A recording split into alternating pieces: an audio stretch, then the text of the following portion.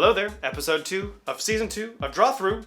We're going to be talking today about Astrotrain, specifically Astrotrain from 2006 Classics. Last episode we did Megatron from Cybertron, a show that came out in 2004 and 5. And after that show was a weird transition period because the original Michael Bay Transformers movie was supposed to come out in 2006, but a delay pushed it into 2007. So Hasbro had this empty gap year of really no direction. What do we do? There's nothing coming out right now. There's no show. There's no movie. What are we going to fill this toy line with? So what they decided to do influenced basically all Transformer collecting until this point, and probably beyond. They started what would be called the Chug line, unofficially. So Chug is Classics, Henkei, Universe, and Generations. Now, Classics is where Astrotrain is from. Henkei is the Japanese release that combines the Classics line with the Universe line, and G was for Generations, which is what we're still in today. We've been having Generations ever since.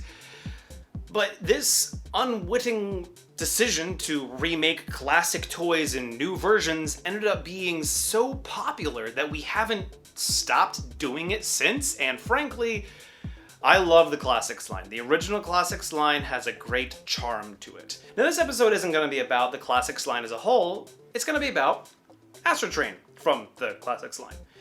Astrotrain here takes his design pretty much beat by beat from the original Astrotrain. If you've watched the original G1 cartoon, you'll notice that this guy does not look like the guy from the cartoon. Surprise, surprise, a lot of the toys were like that. He's got a little bow tie thing going on. He's not gray, he's white and purple. It looks pretty different, but the idea is there. And that's where Classics Astrotrain takes most of its inspiration from. These guys look very similar, which is alright because it is reinterpretations of the classic G1 figures. Now, a lot of people take issue with this figure because he's kind of football-y, I guess. He's got these big shoulder pads, and he's got these big forearm pads, and he's got this big part in the back that makes posing him a little difficult. And I will admit, yeah, his posability is not fantastic, but this is the first time we got an Astrotrain since 1985, and they did a pretty darn good job with it engineering at the time. Remember, toys looked like this a year before. They looked big, blocky, bulky, not a ton of posability. They were just kind of like, I am a toy, look at me and my toyness. That's what toys sound like. So I'm not gonna have my expectations super high for a triple changer from 2006. Triple changers are notorious for not really having a good any mode. Or sometimes they have a good one mode, or even a good two mode if you're really lucky, but one mode always suffers. And it's not just Hasbro, even third-party figures can't quite figure out how to do a triple changer and have all their modes be good. The train mode of this guy is fantastic. The shuttle mode of this guy is also great. But those are some dang thick shins, man. Way too big. So one mode always suffers, or all of them suffer a little bit. That's kind of what this guy is. So knowing that, you can look at this guy and appreciate what he was for when he was. Granted, these arm sleeves are nothing forgivable.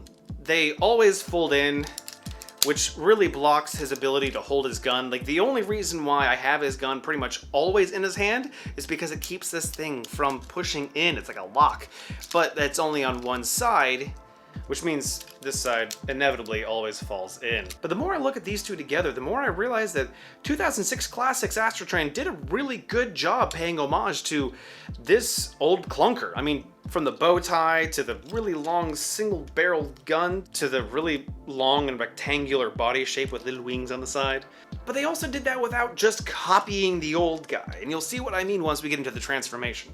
Haha and haha, or haha and haha, since we're viewing this in vertical screen. So Astrotrain in 2006 transforms into a bullet train, as long as you just kind of hold him here and just forget that this whole side exists. Again, a problem with a triple changer is the modes suffer individually. This front line looks like a great bullet train.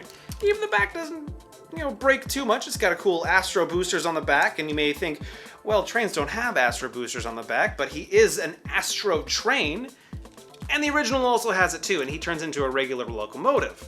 So obviously he's taking a pretty big departure from the classic locomotive look of the original and replacing it with a new streamlined bullet train, which I think really makes sense. This is something I liked about the original classics, is because it wasn't just remaking the old toy but with newer mechanics, it was making it new, adapting what used to be the status quo and turning it into what we see as more contemporary to our time.